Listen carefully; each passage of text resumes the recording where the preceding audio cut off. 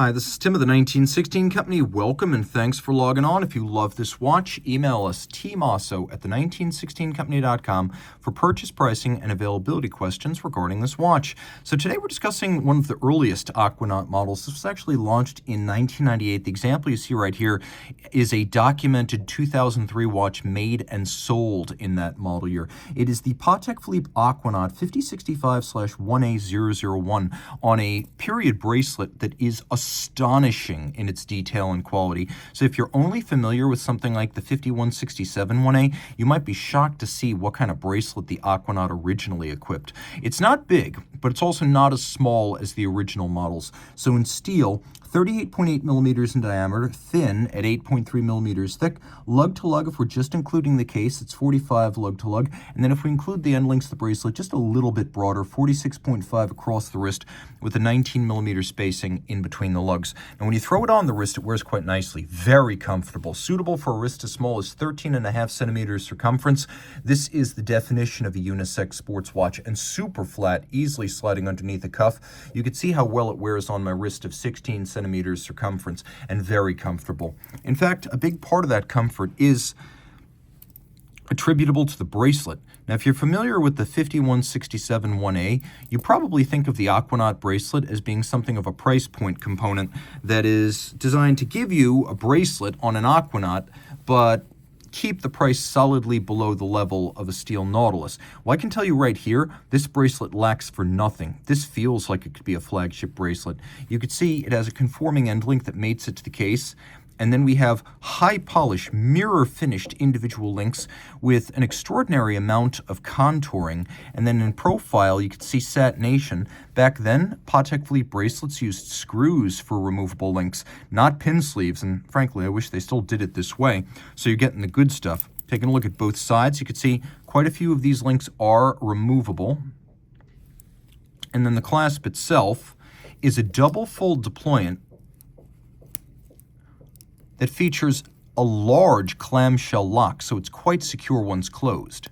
And that clamshell ensures it stays down. You can see it features the Calatrava cross. Like everything else on the bracelet is high polished, and it arcs across both sides and really anchors down. And the tolerances, the snappiness of it remain outstanding. You can see the inside of the clasp, which is Patek Philippe signed. And then we jump, by the way, take a look at the underside here. If you're worried that a strap might trap wrist heat and sweat, take a look at the calculated gaps between these links to allow the wrist to vent on a hot day, as well as to avoid pinching skin or pulling hair. The Aquanaut case has always been simpler than the Nautilus case. That's why it costs less money. But that's not to say it's compromised physically, as it's still 120 meters water resistant. This one has a crown, which, as you can see, is still screw down. The case features a combination of satin and polish, a crown guard structure, Calatrava cross on the crown, a bezel, which, like the Nautilus, is a rounded polygon, and then also like the Nautilus, the outer bezel, inner bezel, crystal, and dial all have the same shape. What I really love about this dial is that the numerals are matte metallic applique, which is a really good look. This could have been a printed dial, and they didn't go in that direction, which I appreciate. We're also into the era of superluminova at Patek, so you don't have to worry about whether this older watch was once swapped from tritium to superluminova. It's always been superluminova. The numerals in the hands are white gold, so they won't oxidize, tarnish, or discolor with time. And again, because this is a luminova era watch, there is no shortage of it, and it's a very bright watch. We have the Geosphere dial, which has always been a feature of the Aquanaut since the original in 1997. The movement is one of those center rotors. So in this case, a 315 SC. So it's got center seconds and calendar. And what we know about these is that you can actually use just a little bit of back pressure sometimes to stall the seconds hand and put it where you want. So they don't have hacking, though this is a hacking hack, if you want to think of it that way. You have the ability to stop the seconds hand, and then with a little bit of familiarity with the technique, you can also set it to a reference time to the second. I'm just going to make sure we're not the date change danger zone here, and then I will demonstrate that this watch also has a quick set date, which allows you to rapidly set the date. Now on the back, we've got that caliber 315, very similar to the later 324. The difference is the beat rate. 324 is 4 hertz, this is 3 hertz. We have a Center rotor, automatic winding, 45-hour power reserve, 3 hertz beat rate. That's 21,600 vibrations per hour. Back then, they were all Geneva seal, as this one is.